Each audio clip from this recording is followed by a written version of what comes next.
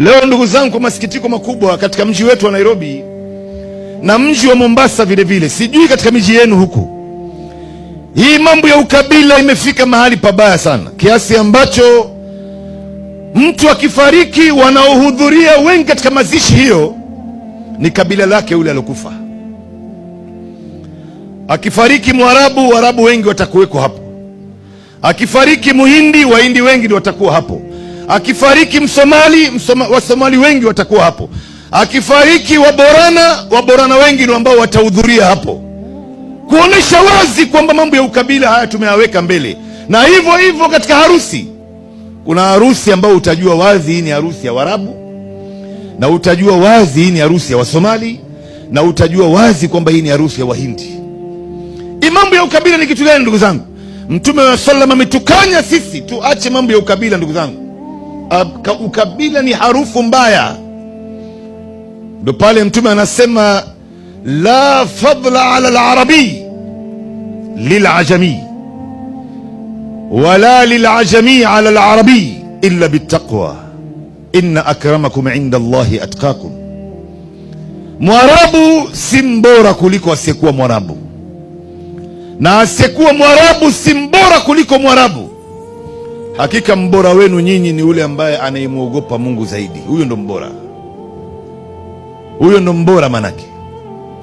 Kwa hivyo leo sisi wengine hapa tumekuja kugawanyika katika misingi ya urangi. Tunaangaliana hapa, huyu ni rangi yangu ama sio rangi yangu, au huyu rangi yangu tofauti, huyu mweusi, huyu mwingine mweupe, huyu mwingine mwekundu, huyu mwingine chai ya rangi, huyu mwingine rangi yake ya mihadarati. Sasa rangi yako ni kitu gani ndugu zangu? Hii ni rangi tu. Sisi mwili wote huu unafanya kazi sambamba. Damu yako inaweza ikaniokoa mimi, na damu yangu inaweza kukuokoa wewe, na rangi zetu ni tofauti. Na hivyo hivyo figo langu inaweza ikachukuliwa ukaekewa wewe, na yako ikaekewa mimi, na sisi wote hapa rangi zetu ni tofauti. Sisi ni binadamu tu. Lau rangi ya mtu ingemuingiza mtu peponi, basi ingemuingiza Firaun al-la'in. Firaun alikuwa mweupe kuliko wote, kwa mwekundu kweli kweli. Au unajifakhiri tu ndugu zangu? Rangi ni kitu gani hii? Bali kuna baadhi ya watu mpaka mwisho wanaona haya. Mungu amemuumba, amempa kila mmoja wetu rangi yake hapa, na anajua kwamba hii rangi ndio ambayo inakupendeza. Sasa baadhi ya watu wanakwenda kubadilisha maumbile ya Mungu, kama wanawake hasatan.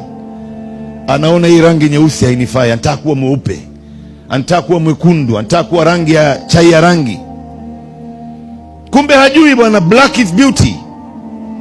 Mtu yoyote ambaye ni mweusi, wallahi hakuna rangi inayopendeza kama mweusi. Na kuna leo madaktari wanakubaliana kwamba hata kuna baadhi ya maradhi kama ya ngozi haiwashiki watu weusi, inawashika wale watu ambao ni weupe. Kwa hivyo ni rangi tu hii ndugu zangu. Baadaye umri wako ukishakwenda, hii rangi itakuja kuchakaa, uwe mweupe uwe mweusi.